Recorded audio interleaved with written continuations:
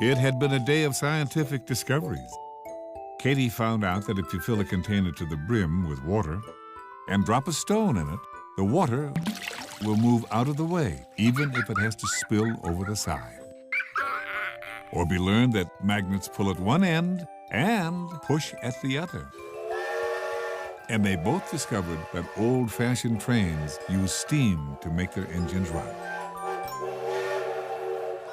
The family had spent the morning at the Science and Technology Museum. Orbie came home with a new engineer's hat. In the front yard, Orbie tootled around, and when Katie joined him, he asked her to play train with him. She could be the caboose. He reminded Katie that the caboose was the last car of the train. Katie gleefully put her hands on Orbie's elbows, and they slowly chugged out of the station. Chug, chug, chug, chug. Which was actually the front step. As they were picking up steam, Miguel and his dad came up the sidewalk. Well, immediately Miguel wanted to join the train. Orbie burbled that Katie had to move back because she was the caboose. Katie giggled, and Miguel stepped in. Slowly, they circled the tree, going faster and faster. And as a matter of fact, they were going so fast that Orbie's hat blew right off. But nobody noticed it, including Orbie. They didn't notice it because at that moment, they heard a voice calling out for them to wait. It was Yi Ping, and she joined the train. Dad came out to talk with Miguel's dad, who had his new camera, and Dad suggested that they go for a walk to give the train a little track. Miguel's dad thought that was a great idea, and so did the little short train. As they choo-chooed along the sidewalk, Orbie didn't notice his hat was missing. He was having so much fun.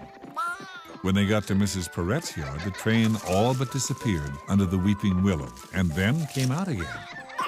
Mrs. Perrette waved from her front step, admiring the short but noisy train. Bryn and Phoebe looked up from the chalk drawing on their driveway. And with a nod from their mom, they hurried over to join in. The little train was growing. Miguel's dad took a picture. Soon the train zigzagged right to Tom's house. Tom and Polly were on the front step talking. Tom leapt up and grabbed Polly's hand.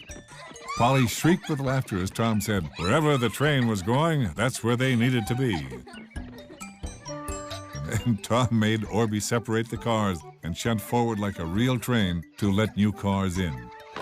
When the train came back to let the old cars attach again, Katie didn't have to move anywhere because she was already at the back. As the train entered the playground, it was in good chugging motion, and Orbie still hadn't noticed that his hat was missing.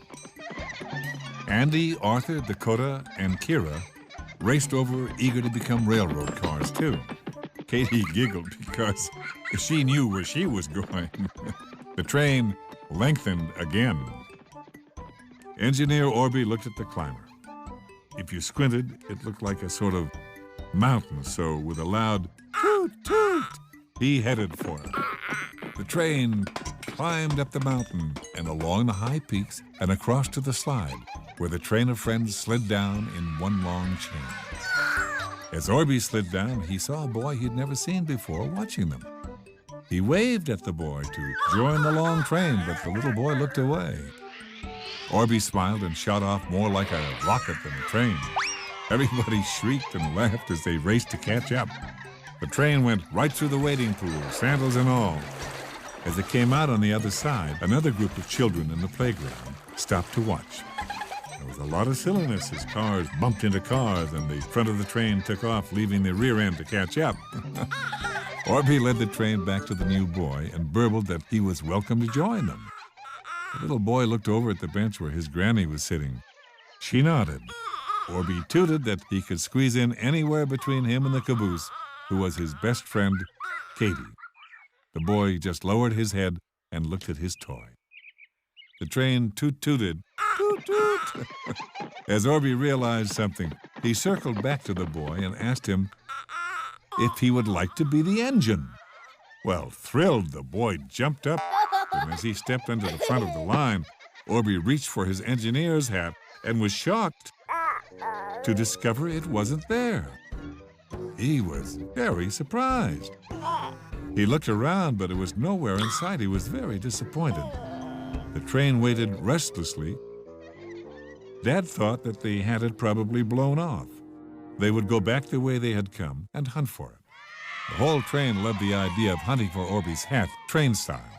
With a very impressive whistle from Arthur, they headed out with the little boy leading the way.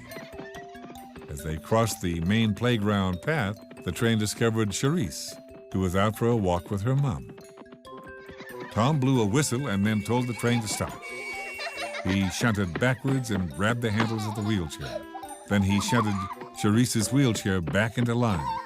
He was very funny to watch, and as usual, Charisse was laughing with delight.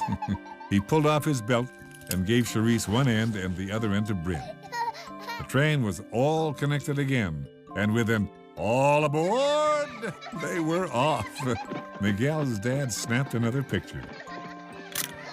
It was hard for Orbie to stay worried about his hat with all of the chuckling and the chugging going on. At the edge of the playground, the little boy pointed at a woman coming up the sidewalk with an engineer's hat on and carrying a big bag. It was Mom in Orbie's hat. Orbie jumped right out of the line and ran to her. She told him that it had blown off in his own front yard. When he put the hat on the new boy, the entire train cheered, "Yay, yay, toot, toot, toot, toot." And Mom told the long line of friends that if they were hot and thirsty from their travels, she just happened to have a bag of Juicycle. And then there was another loud cheer sprinkled with toots. "Yay, yay, toot, toot, toot, toot." And the entire train headed for the picnic area. Slowly the cars slipped away and sat down ready for their Juicycle. The entire train enjoyed Mom's treat. Miguel's dad gave each child a picture of the train when the film was developed. It was worth remembering. They called it the Friendship Train. And I happen to know, if you had been there, Orbie would have invited you to join in too.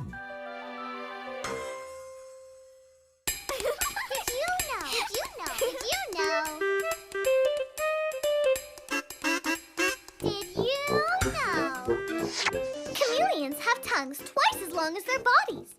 Giraffes have tongues so long they can lick their own ears and backs of their necks. A crocodile's tongue is attached to the roof of its mouth. Your tongue is pretty small, but without it, you wouldn't be able to taste the sweetest chocolatey ice cream.